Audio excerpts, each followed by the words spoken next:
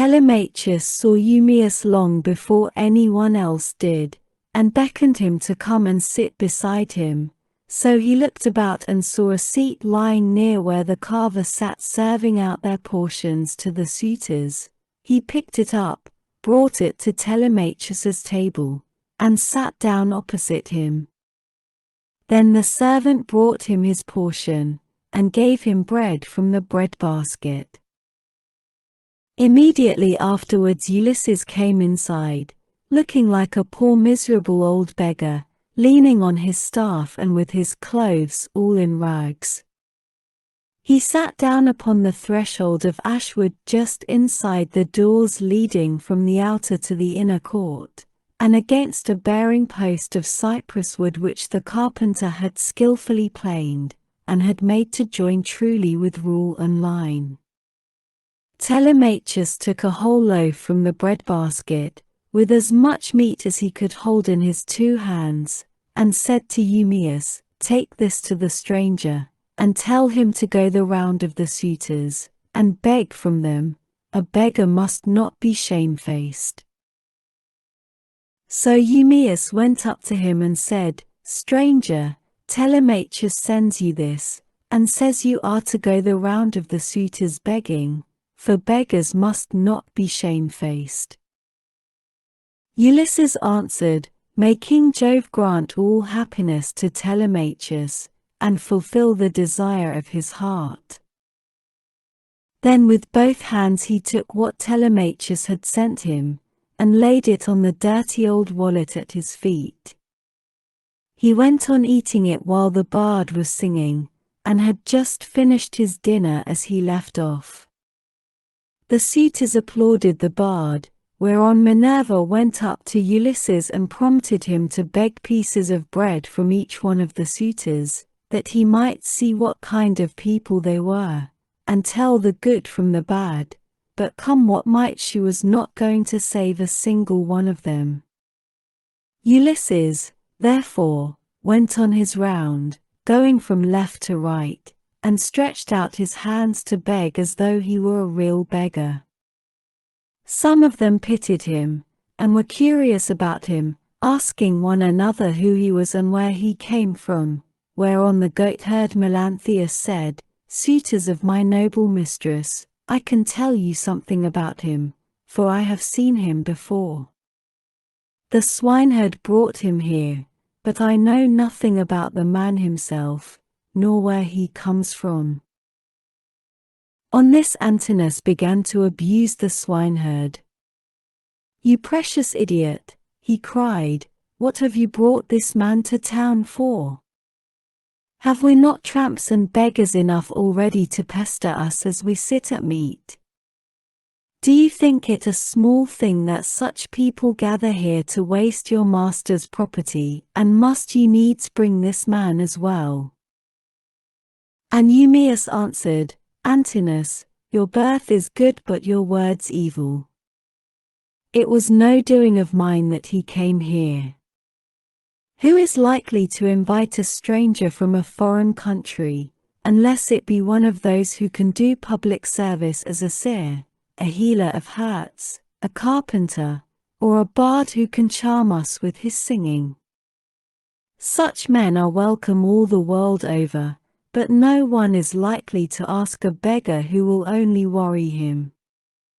You are always harder on Ulysses' servants than any of the other suitors are, and above all on me, but I do not care so long as Telemachus and Penelope are alive and here."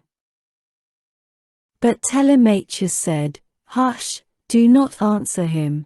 Antinous has the bitterest tongue of all the suitors, and he makes the others worse." Then turning to Antinous he said, "Antinous, you take as much care of my interests as though I were your son. Why should you want to see this stranger turned out of the house? Heaven forbid, take something and give it him yourself. I do not grudge it, I bid you take it. Never mind my mother, nor any of the other servants in the house, but I know you will not do what I say, for you are more fond of eating things yourself than of giving them to other people." "What do you mean, Telemachus," replied Antinous, "by this swaggering talk? If all the suitors were to give him as much as I will, he would not come here again for another 3 months." As he spoke, he drew the stool on which he rested his dainty feet from under the table, and made as though he would throw it at Ulysses, but the other suitors all gave him something, and filled his wallet with bread and meat. He was about, therefore, to go back to the threshold and eat what the suitors had given him, but he first went up to Antinous and said, "Sir, give me something. You are not, surely, the poorest man here. You seem to be a chief, foremost among them all, therefore you should be the better giver, and I will tell far and wide of your bounty. I too was a rich man once, and had a fine house of my own. In those days I gave to many a tramp such as I now am, no matter who he might be nor what he wanted.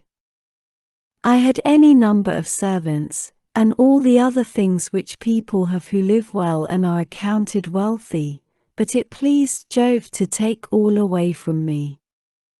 He sent me with a band of roving robbers to Egypt.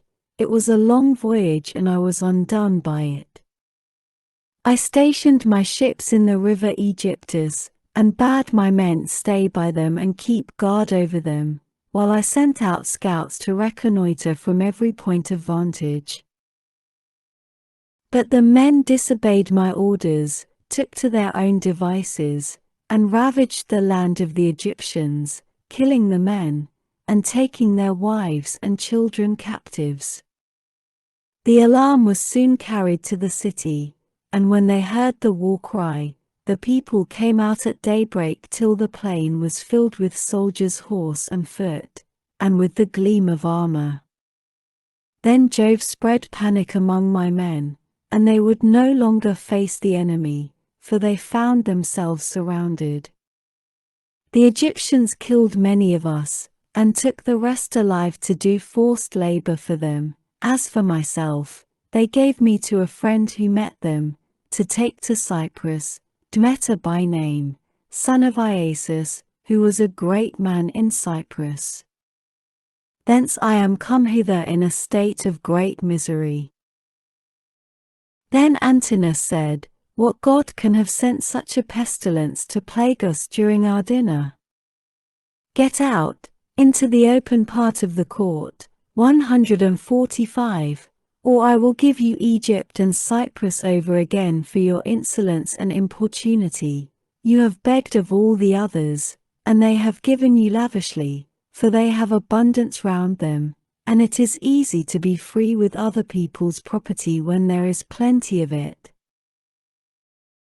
On this Ulysses began to move off, and said, "Your looks, my fine sir, are better than your breeding. If you were in your own house you would not spare a poor man so much as a pinch of salt, for though you are in another man's, and surrounded with abundance, you cannot find it in you to give him even a piece of bread." This made Antinous very angry, and he scowled at him saying, "You shall pay for this before you get clear of the court." With these words he threw a footstool at him, and hit him on the right shoulder blade near the top of his back. Ulysses stood firm as a rock and the blow did not even stagger him, but he shook his head in silence as he brooded on his revenge. Then he went back to the threshold and sat down there, laying his well-filled wallet at his feet. "Listen to me," he cried, "you suitors of Queen Penelope, that I may speak even as I am minded. A man knows neither ache nor pain if he gets hit while fighting for his money, or for his sheep or his cattle, and even so Antinous has hit me while in the service of my miserable belly, which is always getting people into trouble. Still, if the poor have gods and avenging deities at all, I pray them that Antinous may come to a bad end before his marriage. Sit where you are, and eat your victuals in silence, or be off elsewhere, shouted Antinous. If you say more, I will have you dragged hand and foot through the courts, and the servants shall flay you alive. The other suitors were much displeased at this, and one of the young men said, Antinous, you did ill in striking that poor wretch of a tramp. It will be worse for you if he should turn out to be some god, and we know the gods go about disguised in all sorts of ways as people from foreign countries, and travel about the world to see who do amiss and who righteously. 146. Thus said the suitors, but Antinous paid them no heed. Meanwhile Telemachus was furious about the blow that had been given to his father, and though no tear fell from him, he shook his head in silence and brooded on his revenge. Now when Penelope heard that the beggar had been struck in the banqueting cloister, she said before her maids, Would that Apollo would so strike you, Antinous. And her waiting woman Eurynome answered, If our prayers were answered, not one of the suitors would ever again see the sun rise. Then Penelope said, Nurse, 147, I hate every single one of them, for they mean nothing but mischief, but I hate Antinous like the darkness of death itself. A poor unfortunate tramp has come begging about the house for sheer want. Everyone else has given him something to put in his wallet, but Antinous has hit him on the right shoulder blade with a footstool. Thus did she talk with her maids as she sat in her own room, and in the meantime Ulysses was getting his dinner. Then she called for the swineherd and said, Eumaeus, go and tell the stranger to come here. I want to see him and ask him some questions. He seems to have traveled much, and he may have seen or heard something of my unhappy husband.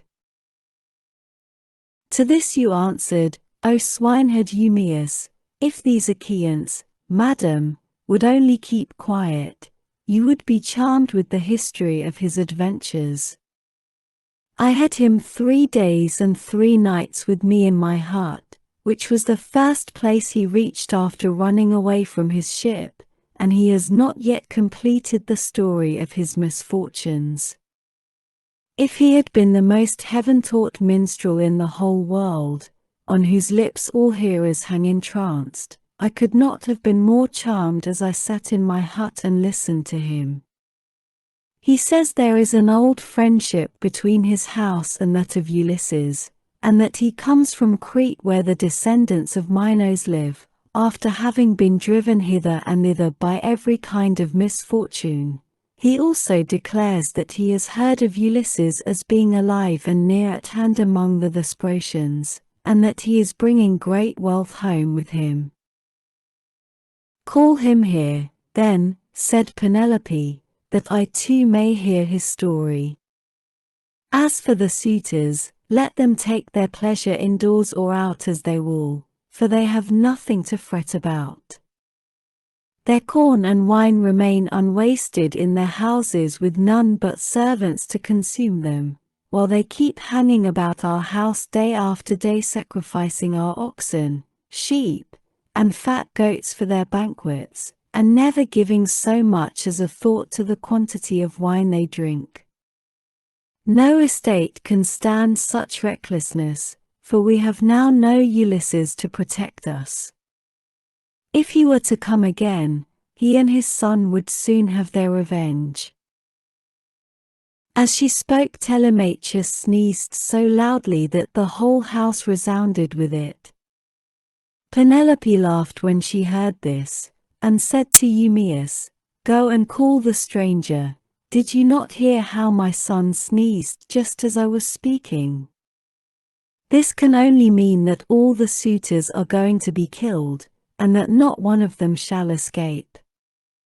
Furthermore I say, and lay my saying to your heart, If I am satisfied that the stranger is speaking the truth, I shall give him a shirt and cloak of good wear.